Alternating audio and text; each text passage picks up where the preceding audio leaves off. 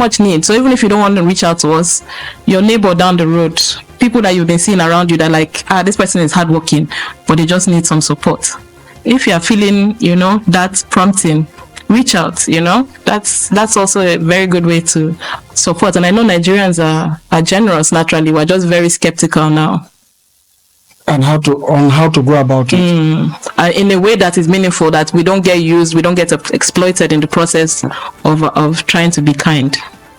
So thank you, Nkechi Ukome, the CEO of Fostering Hopes Foundation. Thank you. Finally, Mr. Emeka, your parting shot, your advice to those out there, if you have any other thing to add. It's just simple, really. I think our chairlady has said everything, but it's just to anybody that's watching this, it's just to tell them, look at, we are really genuine, and we have a very genuine cause, which is to try and see how we can give voice to the voiceless. Nigeria is at its worst state ever. I think a lot of Nigerians can agree with us that it's really tough. So we need each other's inputs to help each other, So let's see how we can get meaningful Nigerians that can come on board, go to our website, see how we can reach us, see how we can now expand the reach to get more people involved in our program, and then help more Nigerians. A lot of Nigerians are suffering. So likewise, as a lot of Nigerians are suffering, a lot of Nigerians are actually doing quite well. So if we can actually reach out to some of them to say, okay, let's try and see how they can help this program, it will be fantastic. Yeah, Mr. Patrick, your parting shot. Well, the speakers that spoke, they've all summed it up to what is going on in our country today. At my average status, the least text messages I receive on a daily basis is like 5. All asking for one favor or the other. That is to tell you. When they know where you are working. Yes, now, when they know. As an appointee. Yes, and forget appointee. So. Okay, as a journalist. Yes. I'm a journalist, and you know that we live on certain society. You understand? So really, it's not easy, and that is why what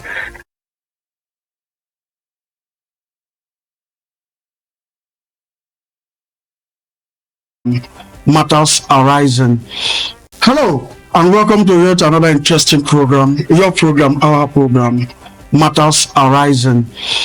It is a program where we discuss so many issues, whether political, social, economic, vis-a-vis what affects us as a people, as human beings. My name is Gospel Amalia Meforo, and on today's episode, I have very important personalities in the building. Today we're not going to discuss politics, we're not discussing economy, we're not discussing, now, we're discussing something different. I have with me the chairperson or the founder of Fostering Hopes Foundation. She is Nkechi Ukome. Welcome to the program. Thank you for having me. And as if that's not enough, I also have in the entourage, Mr. Emeka Ukome. Nice to be here. Okay. Glad to be here. So my name is Emeka Ukome. I'm the head of operations, Fostering Hopes Foundation. Fostering Hope Foundation. Fostering Hopes. Fostering Hopes Foundation. And you are the head of operations. Of operations. It's a pleasure having you in the studio. Glad to be here. Thank you. Okay. Yes, I also have Mr. Comrade, a friend, a senior colleague in the industry. I'm talking about no less a person than Comrade Patrick. Okay, sir, you're welcome to the program. I'm glad to be here with you today. Thank you for having us. It's all right. Welcome. Then let's know, talking about the Fostering Hopes Foundation. Maybe I will put up this question to the founder. let her tell us what the program is all about. Nkechi Komba, talking about Fostering Hopes Foundation. What's it all about? Okay. Thank you for that. Fostering Hopes Foundation was established in 2024 to support vulnerable families at risk of separation.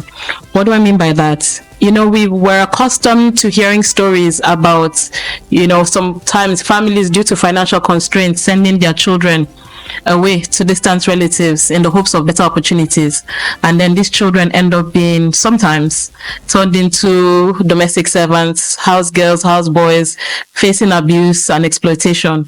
So this organization was raised up to support those parents so they don't have to send their children away. So we do that in two ways, in two stages. The first stage is to support the parents with a small business grant, to support them in whatever business they're already involved in. And the second stage is to support the financial costs implied in the children's education. So we'll cover the school fees and school costs for the children. So how do you identify these persons? You just everybody you see in the street that you reach out to, how do you identify them? That's a very good question. You have to do some political scene, who know man, somebody will bring somebody. So how do you identify these persons, the perceived vulnerable persons? That's a very good question. So for our October and January cohorts, we identified them through a local church. So these individuals were already connected to the welfare department in said church, and then we were able to support them here in Asaba. So we started with 3 families in October, 3 families with 11 children, and then we added 3 more families in January with 8 children. So altogether, we're supporting about 6 families with 19 children in total. And for our next batch in April, we want to cast a wider net. So it doesn't seem like we're just an Asaba organization. We cover the whole of Delta State, so we want to cast a wider net to get. Have you reached out to those in the village? We're talking about the welfare department, those who are captured in the welfare department of churches. What about those in the village? That's a very good question. Like Ejemaniogo, Ewulu, Ishiago, Adonte, Berikoko, Ifrobo, just name it. Are you not planning to reach out to those areas? That's a very good question. Thanks for asking that. Because last week, actually, in the venture to cast a wider net, we went to Delta South and visited 3 local governments in Bomadi, Patani, and Borutu. So Borutu is like an hour away from Efuru by speedboat. So we went out to these communities to profile vulnerable families in the hopes of, supporting them at some time in future. So we're able to capture about 58 families in that trip. Okay, meaning that whatever you are doing, your tentacles are spread all over, depending on the availability of funds. Yes. Who are your sponsors? You have supporters from. How do you get this fund that you are using to help out? Yes, so we started with personal funds, and we've been connecting with different governmental bodies and personal organizations, private organizations as well. We've gotten a lot of good feedback, and we're still in the process of securing partnerships. So we've spoken to the Ministry of Women Affairs. They're very interested in what we're doing. We're hoping to have them at the event on April 5th, coming up on April 5th. We spoke with the Ministry of Humanitarian Services. Again, they're very interested in what we're doing, hoping to have at least delegates attend. We spoke to the local government chairman of Oshimini South. He also expressed, interest in forming a partnership. So we're talking to quite a few organizations, and I can let Comrade Oche, speak on that a bit more. Okay, comrade, she has passed the button because I was ready to come to you, but as she has, handed over the button to you, what is your pulse about what this organization is doing in reaching out to the less privileged?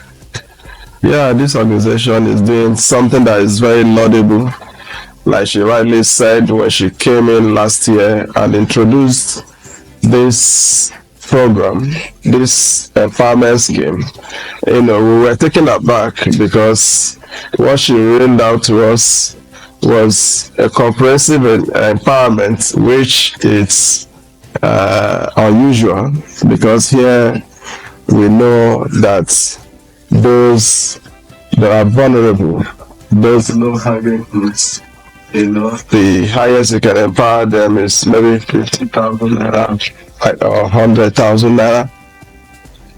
But when she came and she said through the welfare department of Heroes Family Church, Heroes are Global Gospel Ministry, aka Heroes Family, by Pastor Uto.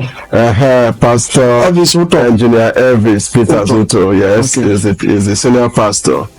And we thought it was just like a joke, but she made it a reality at the end of the day. So the first 3 families that were empowered were families that the welfare department was already supporting, by giving them food, money to support them with their families and all of that.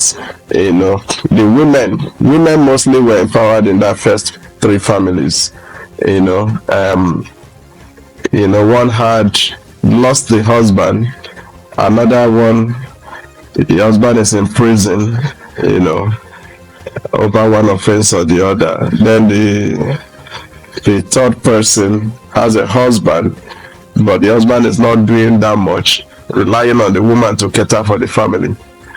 So when we picked these 3 families, we gave them money to support their businesses. But the good aspect of it is that their children were put on scholarship. And this scholarship runs from nursery to secondary school. It's not a one-off thing. You understand? So it was a huge one to us. While we were still basking in that euphoria, in January she called that she's going to add another 3 more families and their children. So in January we added extra 3 families with 8 children. So in total, she's supporting 6 families and 19 children. So it's a whole lot.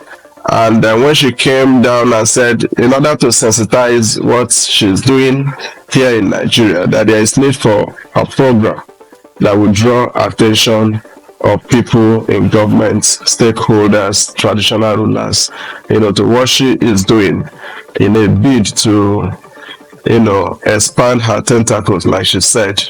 And that is how we started the Walkathon project, which is going to be a walk from Agbor to Asaba. So far, we have visited traditional rulers, carrying out advocacy. Sorry for trying to cut you there. Trekking. So that will now lead us to the next issue now. Talking about trekking. Yes. From where?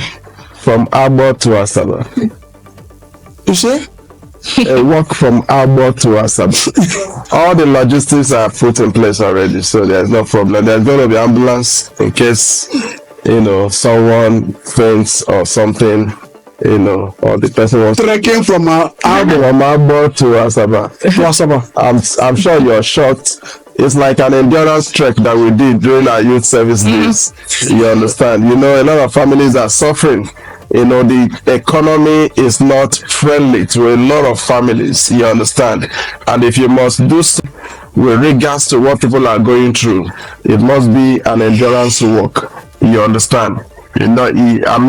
For people to come to reality with what a lot of persons are going through. A lot of families are at risk of separation. Is it a protest? Could you call it a protest? What are we trying to achieve by that? Maybe we allow Mr. Maker to come in, because I can see him with his already in a branded T-shirt. Yes. Tell us more about this walkathon.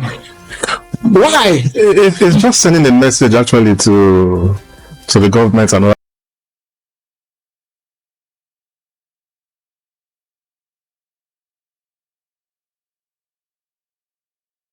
people that obviously people are really going through a lot.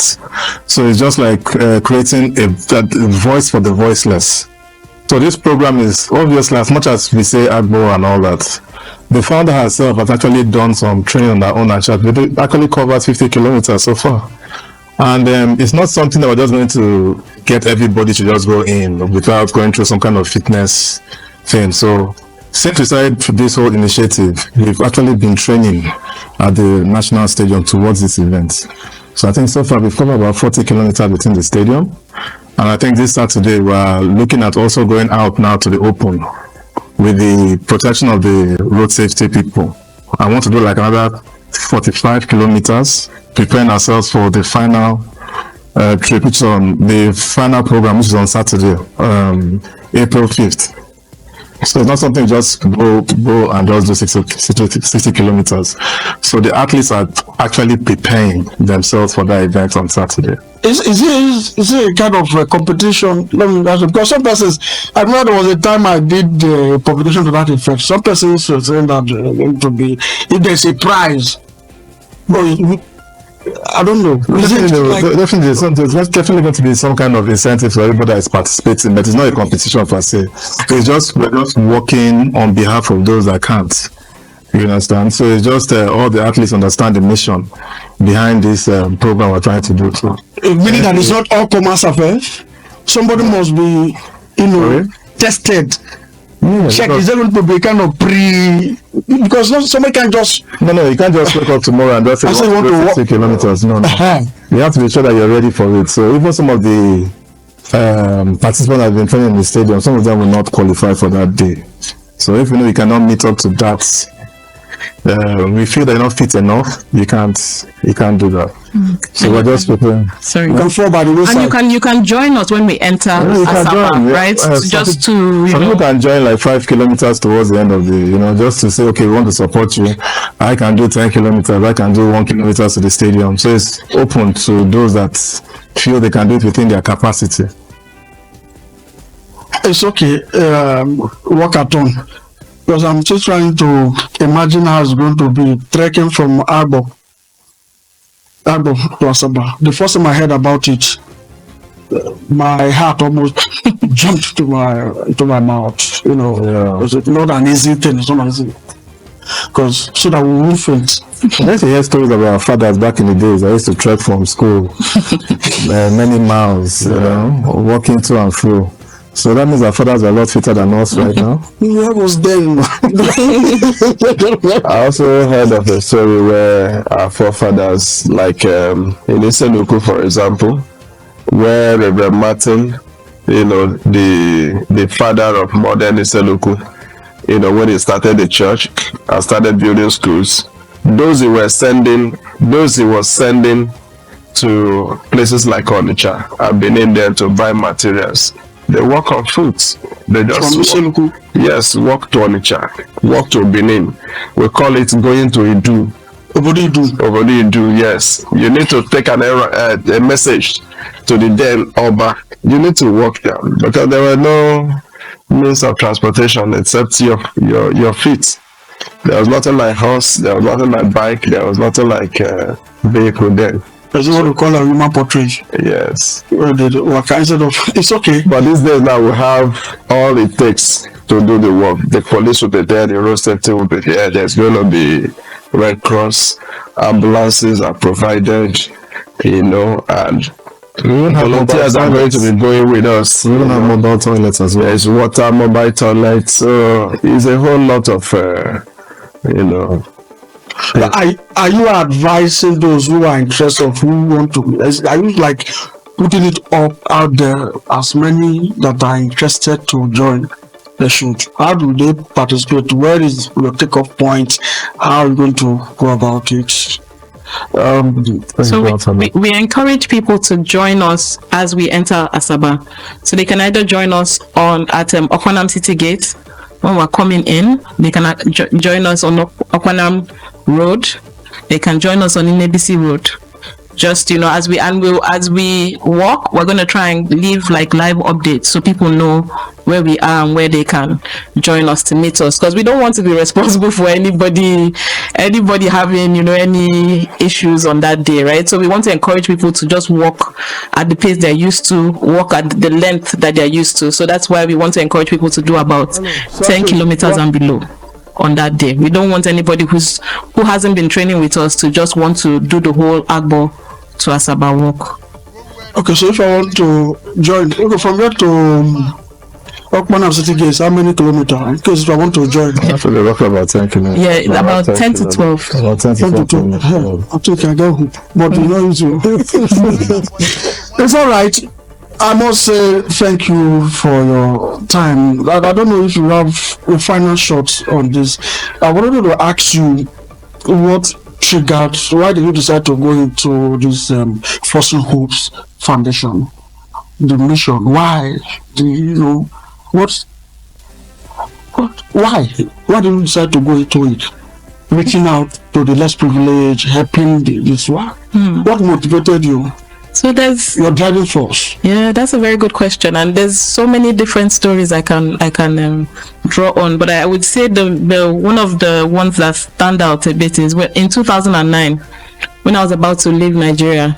I was ready to japa. I was tired, like the Niger stress, everything was just it felt like a lot for me, and I was just like, oh, I need to leave. But then I realized that I'm living a middle class life.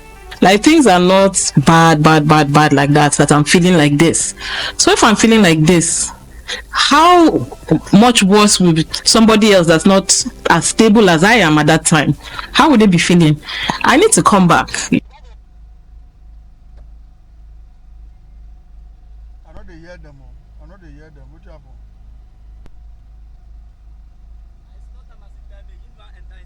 Huh? You say? You know they hear the voice. I know they hear the voice.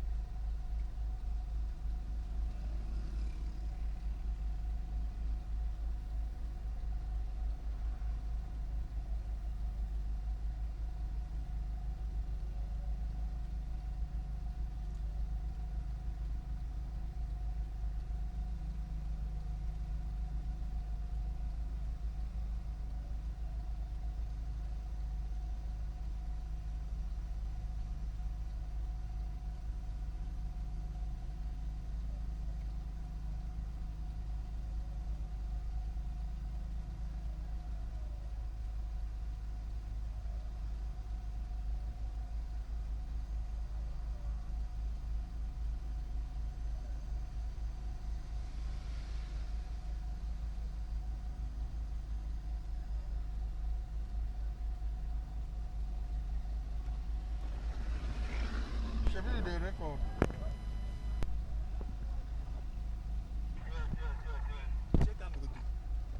Check them. Hello, 1, 2. They talk now.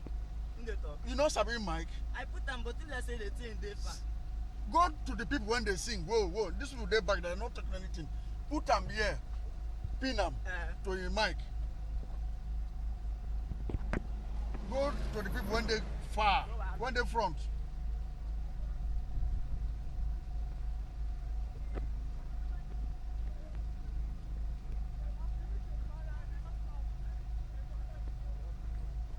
Delivered or had ulterior motives.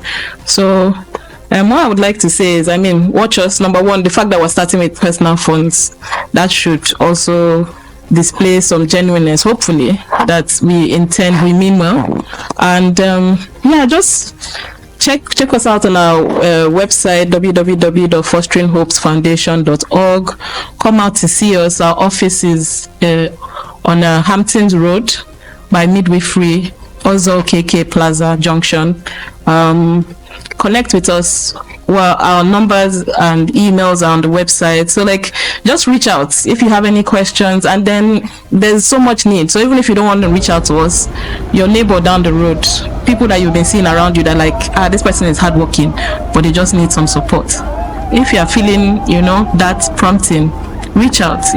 That's also a very good way to support. And I know Nigerians are generous naturally. We're just very skeptical now. And how to go about it in a way that is meaningful, that we don't get used, we don't get exploited in the process of trying to be kind. So thank you, Nkechi Ukome, the CEO of Fostering Hopes Foundation. Thank you. Finally, Mr. Emeka, the parting shot, the advice to those out there, if you have any other thing to add. It's just simple, really. Just I think our chairlady has said everything, but it's just to anybody that's watching this, it's just to tell them, look at we are really genuine, and we have a very genuine cause, which is to try and see how we can give a voice to the give voice to the voiceless.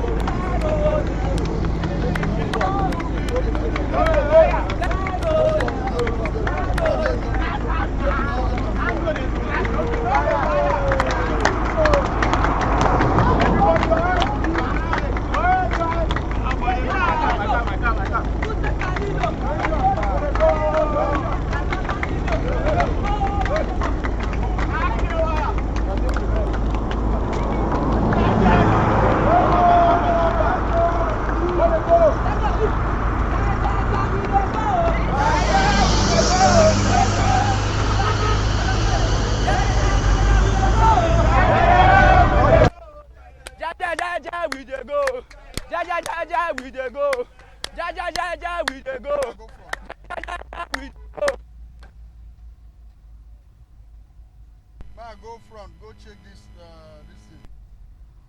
This my camera when they just.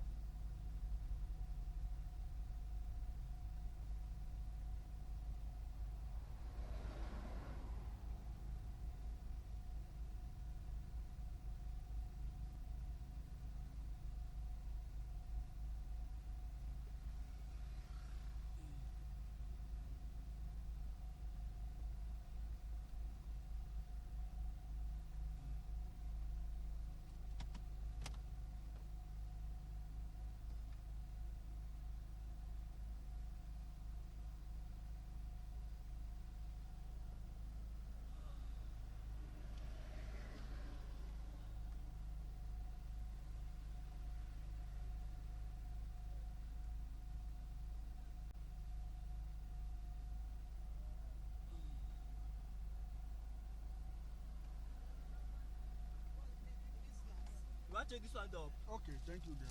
Dalo, so. And this one up, you want to check? Yeah, Dalo. Would be there 5, oh. All this thing. God bless you.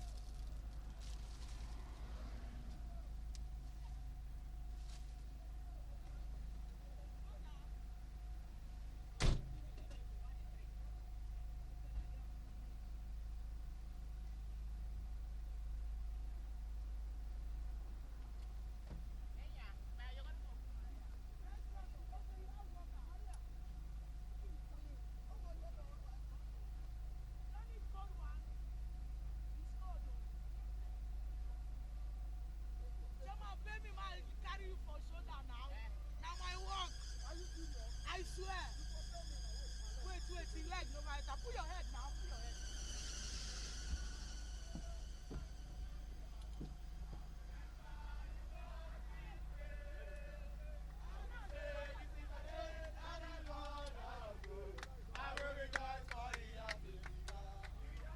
You never come.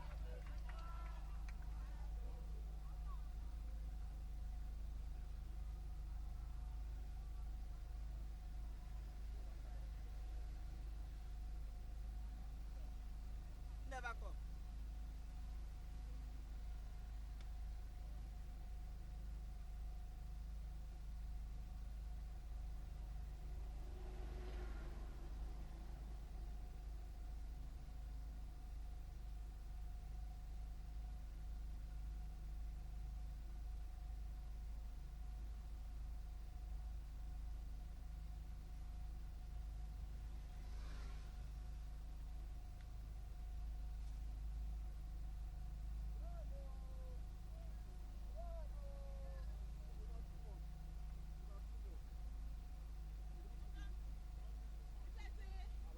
This streaming not dey work. Which one? The streaming? The streaming? The streaming? Nobody come now. I will send to you.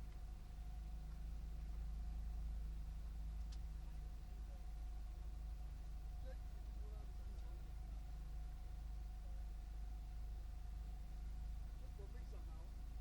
No, signal never come. Signal never come.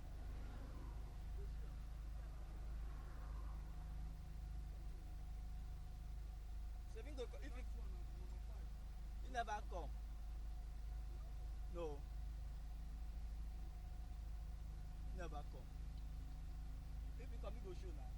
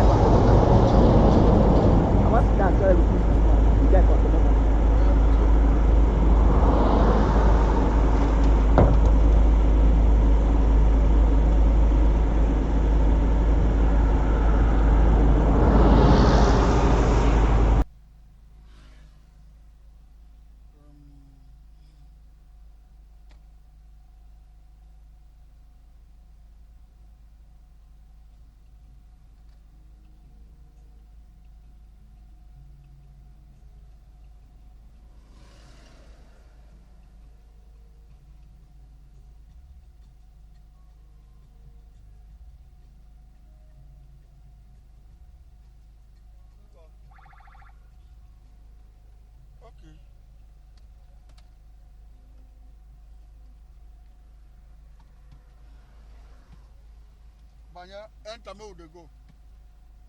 Income. He never come. Sit down for bonnet.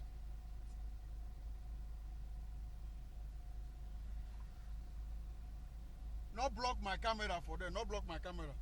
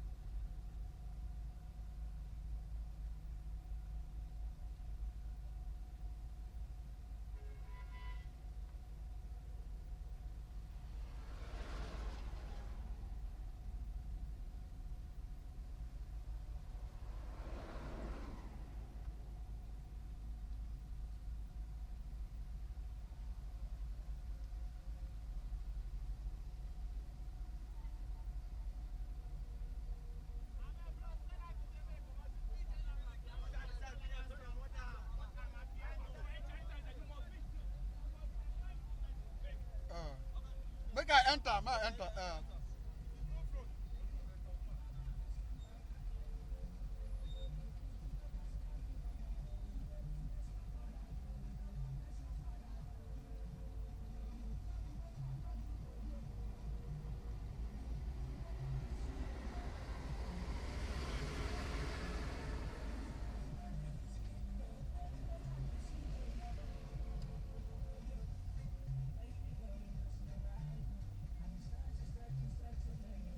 I know they see you.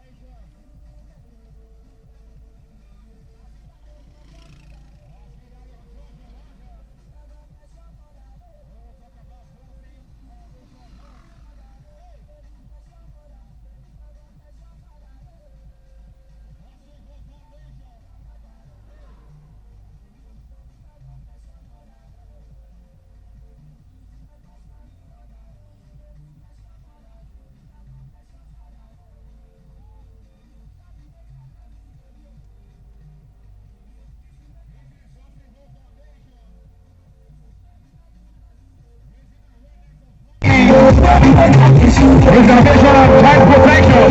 Hey!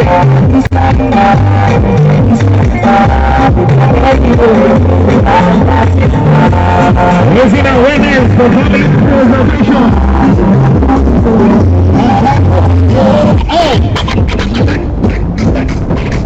Rules will require your transaction is processed.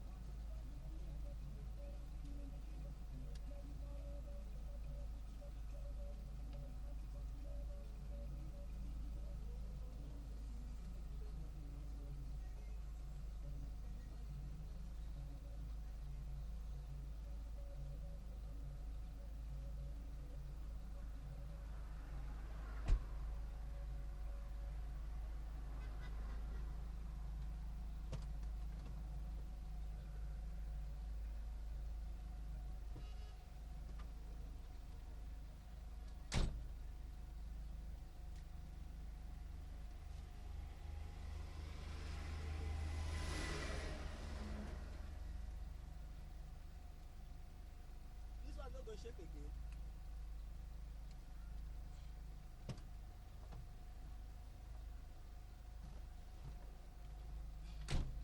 Shey not stay well now. Huh? Not stay well up one. Hey man, no dey see you o. Una stop.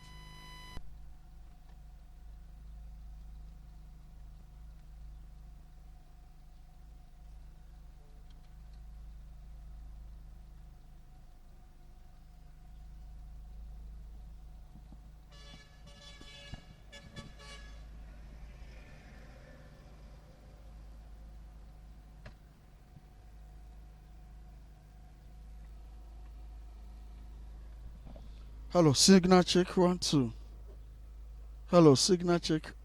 Hello, signal check 1 2.